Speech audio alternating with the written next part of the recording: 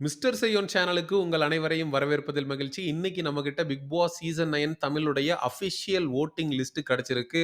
யாரு மேல இருக்கா? யாருக்கு பாயாசம்? அப்படிங்கிறத டீட்டெயிலா நம்ம பேசப் போறோம்.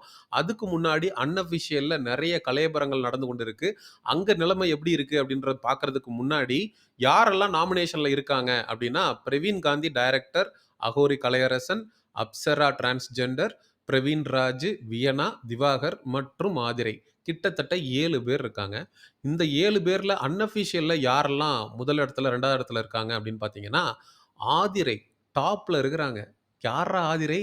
எனக்கு ஆதிரை அப்படிங்கிற பேரே நான் எங்க கேள்விப்பட்டேன் அப்படின்னா, "ஆதிரை குதிரை" அப்படின்னு பிக் பாஸ் வீட்டுக்குள்ள பேசுனானுங்க. ஆனா அவனுங்க குதிரைன்னு சொல்லல, வேற ஒண்ணு சொன்னானுங்க. அத என்னால சொல்ல முடியாது. குதிரை எஸ் குதிரை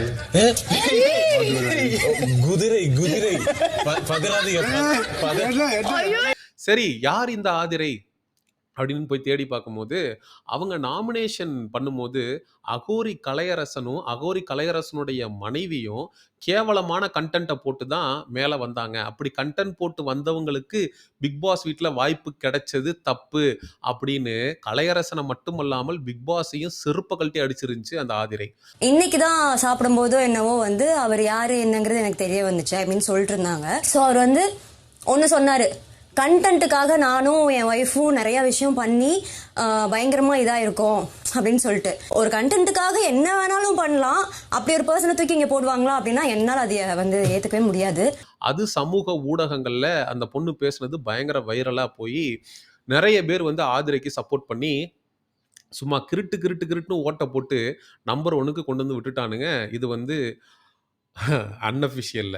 அஃபிஷியல்ல நிலைமைன்றது வேற. அத நான் இந்த வீடியோவுடைய முடிவுல சொல்றேன். 2வது இடத்துல அன்அஃபிஷியல்ல யார் இருக்கா அப்படின்னா, நம்மளுடைய வாட்டர்மெலன் ஸ்டார் திவாகர். டேய் எவ்வளோ ஹேட்டு, எவ்வளோ காரி துப்புனீங்க. காரியும் துப்புறீங்க. ஓட்டு போட்டு 2வது இடத்துலயே வைக்கிறீங்க. இவிங்கள புரிஞ்சுக்கிறதுக்கு எனக்கு ஒரு தனி மூளை குடுறா கந்தா அப்படிங்கிற மாரி, நீங்க தானடா அடிச்சீங்க. ஒரு பக்கம் அடிக்க வேண்டியது, "அடிக்கிற கைதான் அணைக்கும்" அப்படின்னு இன்னொரு பக்கம் அணைக்க வேண்டியது. இப்போ 2வது இடத்துல இருக்கிறாரு திவாகர். சரி ரைட்டு. டாப் 2ல ஆதிரையும், திவாகரும் இருக்காங்க. இந்த ஆதிரைய பற்றி நமக்கு இன்னொரு தகவலும் கிடைச்சிருக்கு. இவங்க சீசன் 7ல மிகப்பெரிய அளவுல இளைஞர்களுக்கு மத்தியில புரட்சியை ஏற்படுத்தின பூர்ணிமாவுடைய தோழி அப்படின்னு சொல்லி நமக்கு தகவல் வந்திருக்கு. பூர்ணிமான்றவங்க யாரு அப்படின்னா, "நான் பிக் பாஸ்ல 18+ கன்டென்ட் போடுவேன்" அப்படின்னு சொன்னதா இருக்கட்டும். உள்ளாடைய தூக்கி ஒரு ஆண்கிட்ட காட்டுனதாக இருக்கட்டும். பிரதீப் ஆண்டனி என்கிற நபர வந்து ரெட் கார்டு குடுத்து வெளியில அனுப்பி அவன் வாழ்க்கைய காலி பண்ணதாக இருக்கட்டும். இதெல்லாம் பூர்ணிமா செய்த சாதனைகள். "உன் நண்பன் யார் என்று சொல். நீ யார் என்று நான் சொல்கிறேன்" அப்படிங்கிற மாரி பூர்ணிமாவுடைய ஃப்ரெண்டா இருக்கக்கூடிய ஆதிரை வாய்ப்பில்லையே. ஏதோ இடிக்குதே. பூர்ணிமாவோட ஃப்ரெண்டுன்றதுக்காக இவங்க கேவலமா தான் இருப்பாங்க அப்படின்னு நம்மளால சொல்ல முடியாது. அவங்க எடுத்து வைக்கக்கூடிய பாயிண்ட்ஸ் எல்லாமே வேலிடா இருக்கு. கலையரசன் சார்ந்து அவங்க நாமினேஷன்ல பேசுனது 100% ரைட்.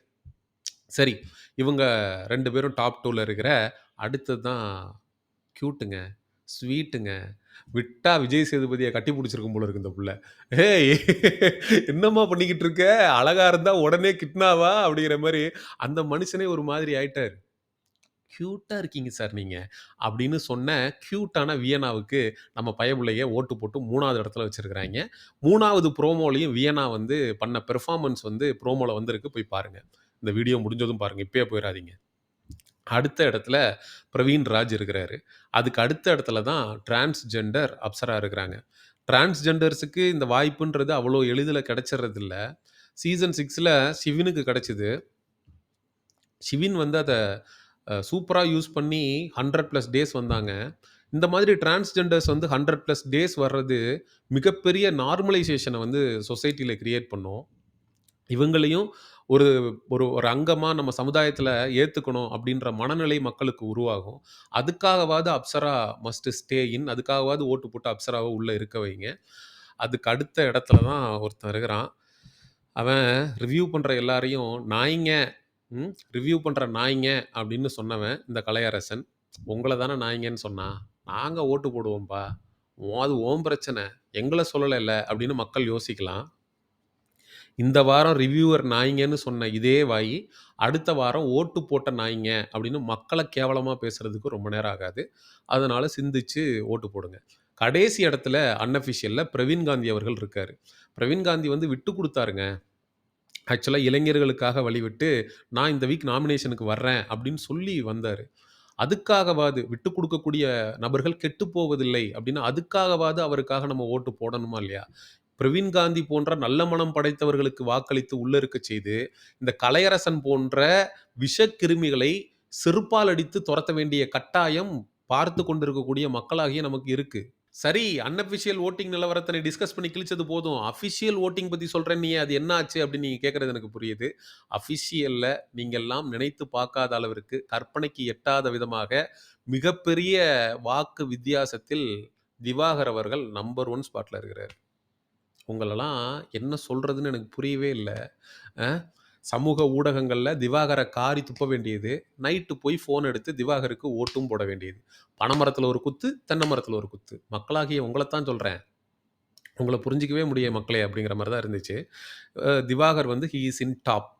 ஆச்சரியப்படுறதுக்கு ஒண்ணும் இல்ல. ஏன்னா, இந்த ஒட்டுமொத்த சீசன் 9 தமிழுமே திவாகர் என்கிற ஒற்றை ஆள தான் சுத்தி வந்துகிட்டு இருக்கு. 2வது இடத்துல தான் ஆதிரை அப்படின்றவங்க இருக்காங்க. எனக்கு அதான் ஆச்சரியமா இருந்துச்சு. எப்படி இவங்க வந்து அன்அஃபிஷியல்ல டாப்ல இருக்கிறாங்க? அப்படிங்கிற கேள்வி எனக்குள்ள எழுந்துச்சு. அதுக்கப்புறம் இந்த கியூட்ல, ஸ்வீட்ல அப்படிங்கிற வியன்னா வந்து 3 ஸ்பாட்டு. அ அப்சரா வந்து 4த்ல இருக்காங்க அஃபிஷியலா. அதுக்கு அடுத்த இடத்துல தான் பிரவீன்ராஜ் இருக்காரு. அதுக்கு அடுத்த இடத்துல தான் கலையரசன் இருக்காரு. கடைசி இடத்துல அஃபிஷியல்லயும் பிரவீன் காந்தி தான் இருக்காரு. இதுல நமக்கு ரொம்ப வருத்தப்படக்கூடிய விஷயம் என்னன்னா, பிரவீன் காந்தி அவர்கள் எலிமினேஷனுக்காகவே முதல் வாரம் பலி கொடுக்கப்படுவதற்காகவே கொண்டு வரப்பட்ட நபர். அவரே போய் அந்த வலையிலயும் விழுந்துட்டாரு. நான் இளைஞர்களுக்கு வழி விட்டு நிக்கிறேன் அப்படின்னு சொல்லிட்டு கிவ் அப் பண்ணிட்டாரு. பிக் பாஸ்ன்றது கிவ் அப் பண்ற ஸ்டேஜ் இல்ல சார். ஆக்சுவலா இந்த இடத்துக்கு வர்றதுக்கு அவன் அவன் எவ்வளோ போராடிக்கிட்டு இருக்கான் தெரியுமா? லட்சக்கணக்கான பேர் ட்ரை பண்ணிக்கிட்டு இருக்கான்.